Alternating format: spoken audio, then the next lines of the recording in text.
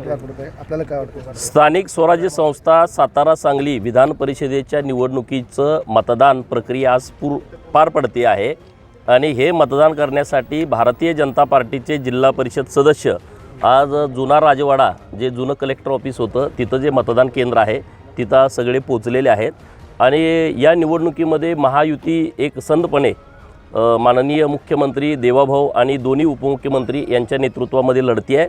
अत्यंत ताकदीनं महायुती धैर्यशील दादा कदम हे जे उमेदवार आहेत यांच्या पाठीशी ठामपणे उभी आहे।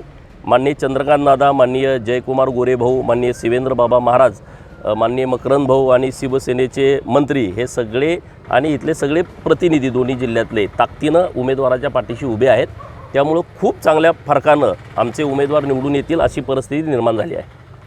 जिल्हा परिषदेच्या सातारा असो किंवा यामध्ये महायुतीमध्ये बरंच रुसवे या इलेक्शनच्या निमित्तानं सगळे रुसवे घरामध्ये रुसवे फुगे असतात, हे जिवंतपणाचं लक्षण आहे। वैचारिक वाद विवाद असणं आणि तो एका क्षणाला आल्याच्या नंतर मिटणं हे चांगलं लक्षण आहे। त्यामुळं काही वैचारिक विषय होते ते वरच्या लेवलला मिटलेले आहेत माननीय मुख्यमंत्री महोदय आणि दोन्ही उपमुख्यमंत्री बसून। त्यामुळं कुठलाही वादविवाद महायुतीमध्ये आज या क्षणाला नाही आणि इतर पण मंडळी बरेच हे भारतीय जनता पार्टीच्या विकासाच्या अजेंड्याच्या सोबत येण्याचा विचार करते असं एकत्रित ऐकिवात आहे। महायुतीचा उमेदवार विजयी होईल असं वाटतं का?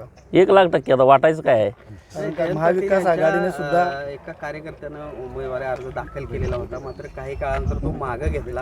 कसं मुळामध्ये तुम्ही समजून घ्या, जयंत पाटील हा बळीचा बकरा बनवतो कुणालाही। जयंत पाटलाला वाटत नाही का त्याच्या पोराला आमदार करावं? जर ही निवडणूक जिंकणार असतील मग पोरालाच दिला असताना त्याने दुसऱ्याला कशाला देईल? त्या बिचाऱ्याला बळीचा बकरा बनवलं आहे जगतापांना।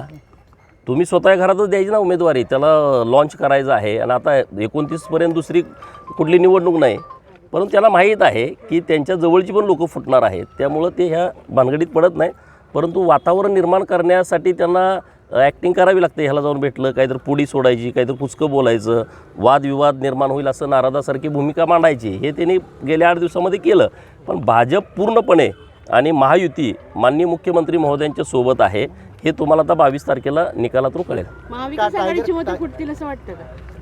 तुम्हाला काय वाटतंय? कालचं प्रकरण पाहता तुम्हाला सगळ्यांनाच माहीत आहे काय काय होते। खासदाराचं कालचं प्रकरण पाहता त्याचा परिणाम त्याच्यावर होईल का असं वाटतं का आपल्या निवडणुकीत? मुळामध्ये ठाकरे साहेबांचं एक मतदान सांगलीमध्ये आहे, एक मतदान आपल्या साताऱ्यामध्ये आहे।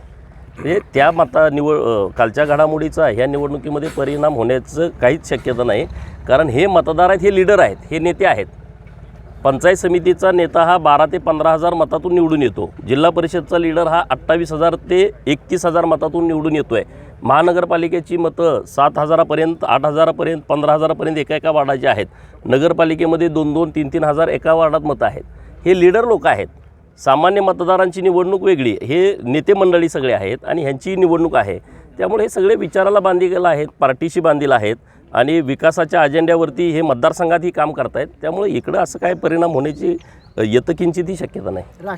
खानापूर तालुक्यातील एकमेव सर्वसमावेशक हक्काचं न्यूज चॅनल विटा लाईव्ह न्यूज चॅनल।